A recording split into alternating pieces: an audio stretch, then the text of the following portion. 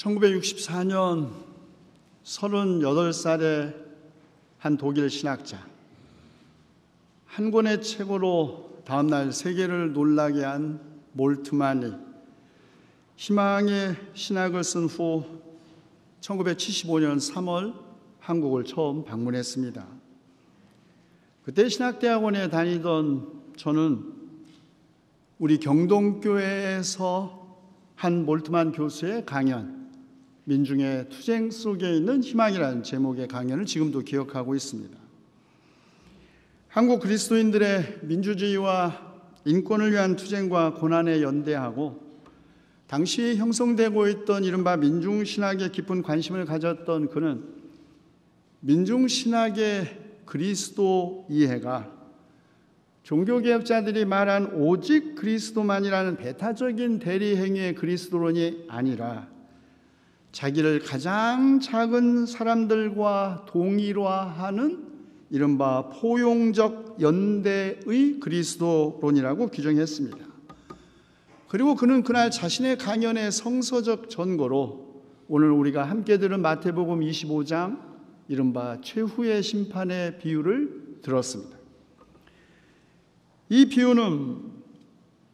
비유가 매우 중요한 이유, 그것은 이 비유가 최후의 심판에 대한 예언이기도 하지만 마태가 서술하는 예수님의 모든 공적 활동의 마지막을 구성하고 있기 때문입니다. 이 비유 이후 곧바로 유대 지도자들은 예수를 죽일 음모를 꾸미고 예수님의 발에 향유를 뿌린 여인의 이야기 이후 배신, 재판, 십자가, 부활로 이어지기 때문입니다. 우리가 다 잘 아는 대로 이 최후의 심판 비유는 목자가 양과 염소를 나누듯 심판날에 임금이신 주님께서 사람들을 그의 오른편과 왼편으로 나누어 오른편에 세운 의인들은 영원한 생명으로 들어가고 왼편에 세운 저주받은 자들은 악마와 그 졸개들을 가두려고 준비한 영원한 불 속에 던져질 것이라고 이야기합니다. 주님은 먼저 그 오른쪽에 세운 의인들에게 내 아버지께 복을 받은 사람들아, 와서 창세 때로부터 너희를 위하여 준비한 이 나라를 차지하라.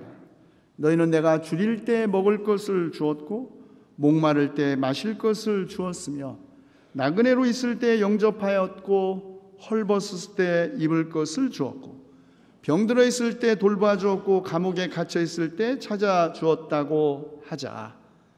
그들은 놀라 주님, 우리가 언제 주님께서 줄이신 것을 보고 잡수실 것 드리고 우리가 언제 주님께서 목마르신 것을 보고 마실 것을 드렸으며 나그네 되신 것을 보고 영접하고 헐벗은 것을 보고 입을 것을 드리고 언제 병드시거나 갇히신 것을 보고 찾아갔습니까? 반문하지요. 그러자 임금은 내가 진정으로 너희에게 말한다. 너희가 여기 내 형제 자매 가운데 지극히 보잘것없는 사람 하나에게 한 것이 곧 나에게 한 것이다. 그 임금님은 왼쪽에 있는 사람들에게 똑같은 말을 합니다. 그러나 바꾸지요. 너희는 내가 줄일 때 내게 먹을 것을 주지 않았고 목마를 때 마실 것을 주지 않았고 병들어 있을 때나 감옥에 갇혀 있었을 때 찾아주지 않았다. 그들도 놀라기는 마찬가지였습니다. 놀라 그들은 되묻지요. 우리가 언제 주님께서 굶주린 것이나 목마른 것이나 나그네 되신 것이나 감옥에 갇히신 걸 보고도 돌보아 드리지 않았다는 것입니까? 임금은 그때 내가 진정으로 너에게 말하니 여기에 이 사람들 가운데 지극히 보잘것없는 사람 하나에게 하지 않은 것이 곧 내게 하지 않은 것이다 라고 말씀하십니다. 배고픈 사람에게 먹을 것을 주고 목마른 사람에게 마실 것을 주는 일, 나그네를 영접하는 일, 헐벗은 사람에게 입을 것을 주는 일, 병든 사람을 방문하는 일, 그리고 죽은 사람을 위해서 애곡하고 장례에 참여하는 일은 당시 유대사회, 유대인이면 누구나 지켜야 할 추앙받는 선행 덕목이었습니다. 게다가 유대 랍비들은 이 6가지 덕목을 지극히 높이 평가했죠. 그런데 마태는 그 6번째 덕목, 죽은 사람을 위하여 애곡하고 장례에 참여하는 일을 감옥에 갇힌 사람을 방문하는 일로 대체했습니다. 이로써 마태는 예수님에게 중요한 일은 죽은 사람들에 대한 사랑의 봉사보다 지금 우리와 함께 더불어 살고 있는, 지금 우리의 도움을 필요로 하는 사람들을 돕는 것이 더 중요했다는 것을 말하고자 한 것이겠죠. 이런 6가지 덕목 목록은 왼쪽으로 분류된 저주받은 사람들에게도 똑같이 반복됩니다. 다만 안 했고로 변했을 뿐이죠. 여러분, 이것은 왼쪽에 분류된 저주받은 사람들이 이런 선행을 하지 않았다, 안 했기 때문에 이런 저주를 받은 것처럼 오해를 막기 위한 장치입니다. 이들도 유대인으로서 이 6가지 덕목이 추앙받는, 높이 평가받는 덕목이었을 뿐만 아니라 어쩌면 이들도 이런 덕목을 실천하고 있었을지 모릅니다. 저주받은 사람들을 당황스럽게 만드는 것은 이들이 그런 선행을 하지 않았다라는 비난 때문이었겠죠. 이들이 놀란 것은 아마도 우리도 하고 있다고, 그런데 왜 안 한 것처럼 말씀하시냐고 이래서 놀랬을지 모릅니다. 그런데 그 사람들을 더욱 당혹스럽게 한 것은 심판자이신 주님께서 줄이고 목마른 나그네 신세이고 헐벗고 병들고 감옥에 갇혀있는 지극히 보잘것없는 사람의 한 사람으로 우리에게 오셨다는 것입니다. 그들은 심판자이신 주님께서 그렇게 이름도 없고 우리 가운데 누구도 주목하지 않는 지극히 보잘것없는 사람의 한 사람으로 우리에게 오신다는 걸 이해할 수 없었습니다. 아니, 이해하려고도 하지 않았죠. 왜냐하면 우주의 심판자이신 주님, 왕이신 메시아의 도래는 천둥과 번개가 치고 온 천지가 진동하는 나팔 소리와 함께 땅이 갈라지고 하늘로부터 불덩어리가 쏟아지는 무서운 심판과 그리고 오직 선택받은 유대인들, 경건한 유대인들만 초대받았다고 믿었기 때문입니다. 누구도 눈여겨보지 않는 지극히 평범하고 일상적인 삶 한가운데서 배고프고 목마르고 헐벗고 병들고 나그네 신세인, 그리고 감옥에 갇힌 사람으로서 우리에게 그런 메시아가 오신다는 것을, 그들 가운데 한 사람으로 메시아가 우리를 만난다는 것을 그들은 생각조차 할 수 없었을 것입니다.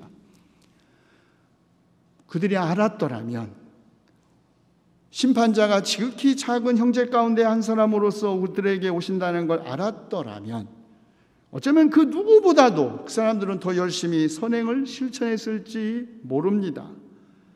그것은 그들의 반문에서 드러납니다. 우리가 언제 주님께서 굶주리신 것이나 목마른 것이나 병드신 것이나 감옥에 갇히신 것을 보고도 돌보아 드리지 않았단 말입니까? 보고도 라는 이 한 단어 때문에 마치 보았더라면, 하나님이 그런 사람 가운데 한 사람으로 우리에게 오신다는 걸 알았더라면 선행을 했을 거라는 투지요. 그러나 그들은 그걸 볼 수 있는 눈이 가려져 있었습니다. 하나님은 언제나 우리에게 낯선 분이시라는 것을, 신에 대한 우리들의 모든 관념과 믿음, 신에 대한 우리들의 모든 인간적 기대와 투사를 초월해 계신 분이시라는 것을, 칼바르트의 말을 빌리면 하나님은 전적인 타자, 영원한 낯선 분으로 우리에게 오신다는 것을 보지 못했던 것입니다. 그들은 전해 내려온 기존의 전통과 관념에 갇혀 있었기 때문에 스스로 계시는 하나님, 스스로 그가 있고자 하는 대로 있는 분, 불고 싶은 대로 불어서 그 소리는 듣지만 어디에서 와서 어디로 가는지 모르는 바람과 같은 성령님이심을 보지 못했던 것입니다.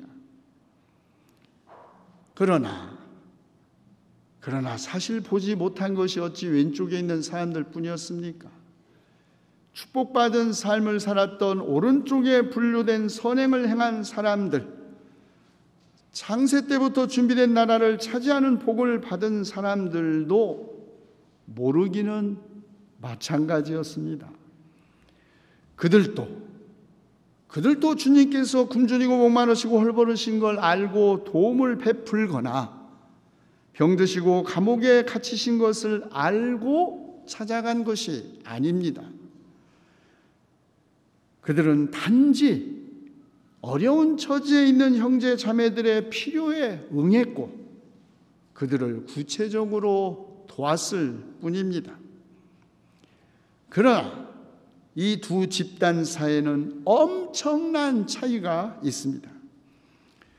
선행을 베푼 이들은 자신의 도덕적 완전성이나 율법의 성취를 통한 인격과 신앙의 성장에 관심을 가진 것이 아니라 다만 고통받는 다른 사람의 고난을 주목했습니다. 그러나 선행을 베풀지 않은 다른 사람들은 고통받는 보잘것없는 사람들에 대한 관심보다 자기 자신의 의에 더 관심을 두었죠. 그들에게는 선행도 타자의 필요의 그 기준이 있었던 것이 아니라 자신의 의로움을 나타내고 율법을 성취함으로써 주어지는 칭찬과 사회적 평판에 있었던 것입니다. 그래서 예수님도 산상설교에서 이렇게 말씀하셨죠. 네가 자선을 베풀 때는 위선자들이 그렇게 하는 것처럼 칭찬을 받으려고 회당과 거리에서 하듯이 내 앞에 나팔을 불지 말아라. 내가 진정으로 너에게 말하노니 그들은 자기네 상을 이미 다 받았다. 왜? 받을 상이 천국이 아니라 사람들의 칭찬이었기 때문입니다. 너는 자선을 베풀 때는 오른손이 하는 일을 왼손이 모르게 하여 내 자선 행위를 숨겨두어라. 그러면 남모르게 숨어서 보시는 내 아버지께서 너에게 갚아주실 것이다. 물론 영혼이 없는 몸이 죽은 것 같이 행함이 없는 믿음은 죽은 것입니다. 선행은 크리스찬의 중요한 덕목임이 분명합니다. 그러나 최후의 심판 비유의 초점은 다른 곳에 있습니다. 다시 말해 심판자이고 왕이신 주님께서 우리 가운데 누구도 주목하지 않는 지극히 보잘것없는 사람과 자신을 동일화하셨다는 것입니다. 장공 김재준 목사님에게 이런 일화가 있죠. 성탄절이 가까운 어느 추운 겨울, 종로 5가를 걷다가 추위에 떠는 거지를 만났습니다. 헐벗고 추위에 떠는 굶주린 거지가 분명히 저분이 예수님이실 거라고 생각한 목사님, 자신의 외투를 벗어서 주셨다고 합니다. 호의에 깜짝 놀란 이 거지, 그러나 호의에 감사하며 외투를 받아갔다고 합니다. 저 거지는 분명히 부활하신 예수님이실 거라고 생각하고 믿은 김 목사님은 몰래 그 거지의 뒤를 따라갔습니다. 어느 순간 분명히 저 거지가 착 돌아서서 자기를 보는 순간 나는 부활하신 그리스도를 만나게 될 것이다. 기대를 가지고 따라갔는데 청계천 거지들 움막으로 들어가더니 나오지를 않더랍니다. 어처구니 없어 실수했지만 그래도 선한 일을 했다는 그 기쁜 마음에 가슴이 뿌듯해 추위에 집으로 돌아오는 발걸음이 가벼웠다. 범용기에서 읽었습니다. 여러분, 하나님께서 자기 자신을 지극히 보잘것없는 사람들과 동일화했다고 해서 그런 사람들이 곧 하나님이 되는 것도 아니고 하나님처럼 존재가 변하는 것도 아닙니다. 그러나 지극히 보잘것없는 사람들을 보는 우리의 눈, 그런 사람들과 맺는 우리의 관계는 분명히 변하지요. 하나님께서 자신을 그런 사람들과 동일화하셨다면 그런 사람들을 하나님처럼 받들어 모시지는 못하더라도 하나님께서 그들 가운데 함께 계시는 것을 최소한 볼 수 있는 눈은 있어야 하겠죠. 보고도 돌보지 않는다면 우리는 악마와 그 졸개들을 가두려고 준비한 영원한 불 속에 들어가도록 심판받은 저주받은 자들과 함께 서게 될지 모릅니다. 이 최후의 심판의 비유에서 우리가 주목해야 할 또 다른 한 가지, 그것은 임금의 오른쪽에 앉은 사람들에게 임금께서 복을 받은 사람들아, 그리고 왼쪽에 있는 사람들에게 저주받은 자들아, 완료형으로 말씀하셨다는 것입니다. 선을 행한 혹은 선을 행하지 않은 결과로서 복과 저주가 예비된 것이 아니라 선행 자체가 이미 복받은 행동이고 선을 행하지 않는 것, 선행을 유예하는 것 그 자체가 이미 저주라는 것이죠. 이런 완료형은 우리 인간에게는 아직 과정이고 성취되어야 할 미래처럼 보이는 것이 하나님 편에서는 이미 현실적이라는 유대교의 전형적인 사상입니다. 죄는 악을 행하는 것이 아니라 선을 행하지 않는 것입니다. 사람이 해야 할 선한 일이 무엇인지 알면서도 하지 않으면 그것은 그에게 죄가 됩니다. 야고보서의 말입니다. 예루살렘에서 여리고로 가는 중 강도 만난 어떤 사람을 도왔던 선한 사마리아인의 비유 여러분 다 아십니다. 강도 만나 거의 죽게 된 채 쓰러져 있는 사람을 보고 피하여 지나간 제사장과 레위 사람도 기억하실 것입니다. 여러분, 강도 만난 사람들을 피해 지나간 레위 사람과 제사장이 무슨 악한 일을 했습니까? 그들은 전혀 악한 일을 한 사람들이 아닙니다. 그들이 또 그 사람을 못 보고 지나친 것도 마음이 강팍하거나 자선을 행할 마음이 없어서 그런 게 아닙니다. 피를 흘리는 것, 그것이 사람이건 동물이건 피를 흘리는 것과 접촉하거나 그를 본 사람은 부정을 탄다는 당시 유대교의 율법에 그들은 다만 충실했을 뿐입니다. 영생을 얻는 길을 물었던 청년에게 예수님은 선한 사마리아 사람의 비유를 말씀하셨죠. 영원한 생명을 얻는 길은 죄를 짓지 않는 것이 아니라 마음을 다하고 뜻을 다하고 힘을 다해 하나님과 이웃을 자기 몸같이 사랑하는 길입니다. 일본의 대표적인 기독교 지성인이자 이른바 무교회주의를 창시한 우찌무라 간조가 이런 말을 했습니다. 악을 행하는 죄도 있지만 선을 행하지 않는 죄도 있다. 즉 sin of commission 그리고 sin of omission. 기독교의 도덕은 악을 피하는 데 만족하지 말고 더 나아가 선을 행하라고 한다. 내가 싫어하는 것을 남에게 하지 말라가 아니라 남에게 대접받고 싶은 대로 남에게 하라다. 우리는 물러나 자신을 지킬 뿐 아니라 한 걸음 더 나아가 남을 구해야 한다.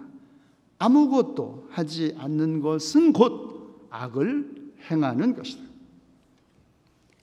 최후의 심판 때 우리가 주님의 오른편에 서게 될지 주님의 왼편에 서게 될지, 창세 때부터 우리를 위하여 예비된 주님의 나라를 차지할지 아니면 악마를 가두려고 준비한 영원한 불 속에 들어가게 될지, 우리 가운데 지극히 보잘것없는 형제자매 가운데 한 사람으로 우리에게 오시는 하나님을 볼 수 있는지 못 보는지에 달려 있습니다. 기도합시다. 모든 통치와 모든 권위와 모든 권력을 폐하시고 그 나라를 하나님 아버지께 넘겨드리시는 날, 주님께서 모든 원수를 그리스도의 발 아래 두시고 맨 마지막으로 멸망받을 원수인 죽음을 이기시는 날, 바로 그 마지막 심판의 날에 선한 일이든지 악한 일이든지 몸으로 행한 모든 일에 따라 마땅한 보응을 받아야 할 그때에 주님, 우리가 주님의 자비를 힘입어 창세 때부터 저희를 위해 준비하신 그 나라를 차지하게 하시옵소서. 우리 주 예수 그리스도의 이름으로 기도하옵나이다.